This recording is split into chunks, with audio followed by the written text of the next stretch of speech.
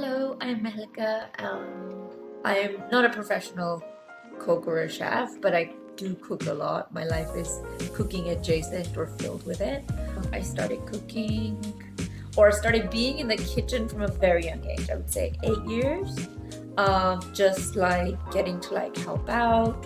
The first thing I ever made myself was like a green chutney in like the pestle and mortar, and I think that's my earliest cooking memory. I think what got me into the kitchen as a child was I liked to eat, and most of the adults in my family cooked. I wanted to be involved. Like, it wasn't women. Like, my dad's brother cooked and my dad cooks. He's a really good cook himself. So I think I just wanted to be involved, or maybe it was they were trying to get me involved. I don't know what that was. Whatever it was, it worked. My favorite kitchen utensil would actually have to be the pestle and the mortar. And it's what we call the dori and the dandi in Saraiki, because that's the language, like my mother and father language. And it's like a subsect of the Loji. I think it makes the basis of most of the meals that I make, whether it's Western or whether it's Pakistani or like Asian based or other cultures. Like, it makes all the ginger and the garlic to the curries.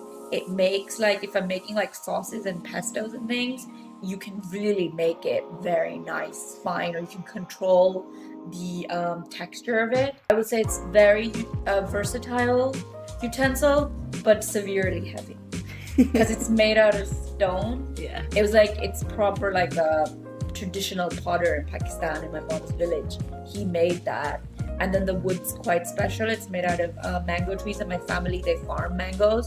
So yeah, it's quite cherished, and it's my mom's, but it possibly could have been my grandmother's or even my great-grandmother. I would say cumin.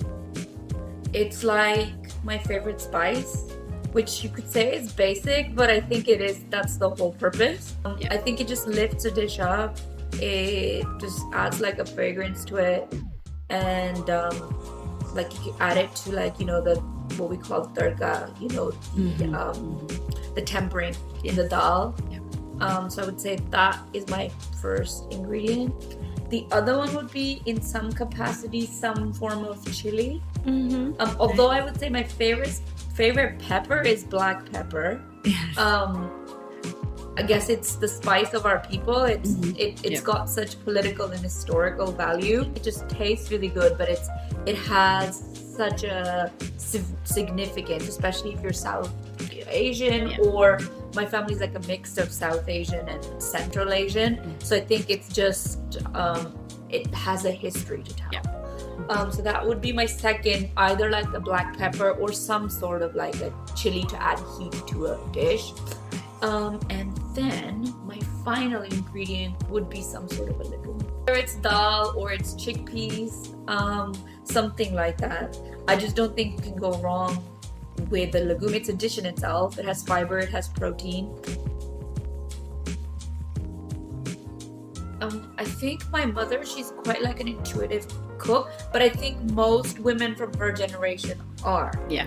If they cook, they're quite intuitive. So I feel like I didn't learn much from her. It was more like osmosis, but I did in school. I did my secondary school in Ireland because that's where I grew up.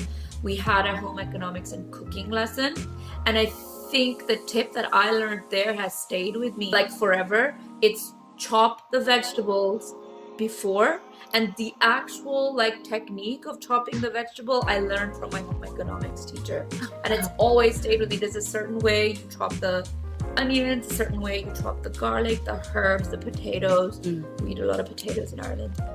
That's the tip that I would, in fact, to the point, some of my friends have said that if they ever have children, they're gonna get me in to teach them how to chop vegetables.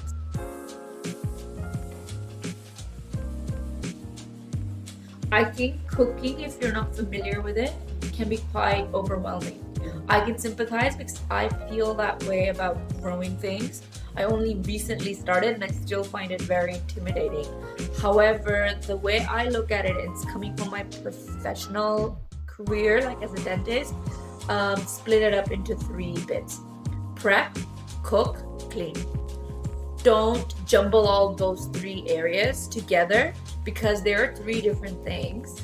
And I feel if you take it one step, so just focus on the prep when you're prepping, focus on the cook when you're cooking, or assemble when you're assembling, and then clean when you're cleaning. And I think that, to me, makes logical sense. That's how I do it. And it splits up the overwhelming feeling that cooking can bring. And I brought that on to growing.